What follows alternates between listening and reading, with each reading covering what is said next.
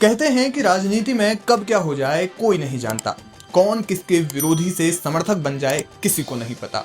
अब देखिए ना, 1 महीने पहले ही लोकसभा चुनाव में जेडीयू से आरजेडी में आई बीमा भारती ने पूर्णिया सीट से पप्पू यादव के खिलाफ ताल ठोकी थी, जिस सीट से चुनाव लड़ने के लिए उन्होंने अपनी पार्टी बदल दी थी, यहां तक कि विधायकी से भी इस्तीफा दे दिया था। अब वही बीमा भारती लोकसभा चुनाव में उन्हीं के धुर प्रतिद्वंदी रहे पप्पू यादव से रुपौली विधानसभा उपचुनाव के लिए समर्थन लेने उनके घर चली गई। आपको बता दें कि पूर्णिया से पप्पू यादव के खिलाफ चुनाव लड़ने के लिए बीमा भारती ने जेडीयू और रुपौली विधानसभा से इस्तीफा दे दिया था। हालांकि नतीजे आने पर पप्पू यादव ने उन्हें एक तरफा पटकनी दी थी और बीमा भारती अपनी जमानत भी नहीं बचा पाई थी।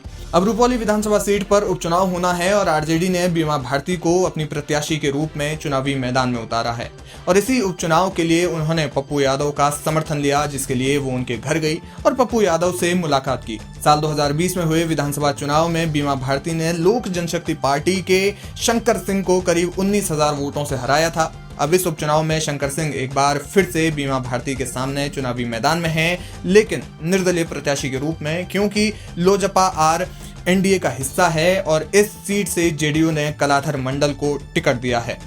इस मुलाकात के बाद जब पप्पू यादव से बीमा भारती के समर्थन को लेकर सवाल किया गया तो उन्होंने इस बारे में सीधे तौर पर कोई जवाब नहीं दिया। पप्पू यादव ने कहा, हमारा और बीमा भारती का पारिवारिक रिश्ता है। एक ही परिवार में विचारधाराएं अलग हो सकती हैं। मुझे व्यक्तिगत रूप से दिल्ली से अभी कोई आदेश नहीं आया है। दिल्ली से जैसे ही कोई आदेश आएगा तब इस पर विचार किया जाएगा।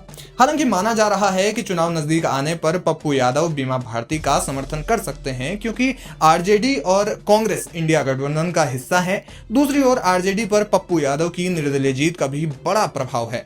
लोकसभा चुनाव में पप्पू यादव ने अपनी जन अधिकार पार्टी का विलय कांग्रेस में कर दिया था।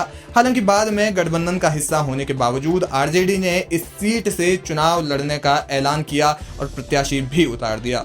कांग्रेस के बार बार मना करने के बावजूद आरजेडी ने ये सीट नहीं छोड़ी और इसे प्रतिष्ठा का सवाल बना लिया। नतीजा ये हुआ कि कांग्रेस का हिस्सा न होने के बावजूद पप्पू यादव को निर्दलीय चुनाव लड़ना पड़ा। हालांकि इस सीट के जब नतीजे आए तो पप्पू यादव ने सबको चौंका दिया और जोरदार अंतर से इस सीट पर जीत दर्ज की।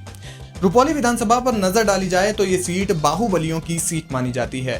बीमा भारती के पति अवधेश मंडल बाहुबली हैं, वहीं निर्दलीय प्रत्याशी शंकर सिंह भी बाहुबली हैं और पप्पू यादव भी बाहुबली हैं। ऐसे में ये चुनाव बाहुबली वॉर के रूप में देखा जा रहा है। हालांकि इस उपचुनाव में क्या कुछ होगा वो जानना अहम होगा और राजनीतिक गलियारों में माना जा रहा है कि ये चुनाव दिलचस्प साबित हो सकता है।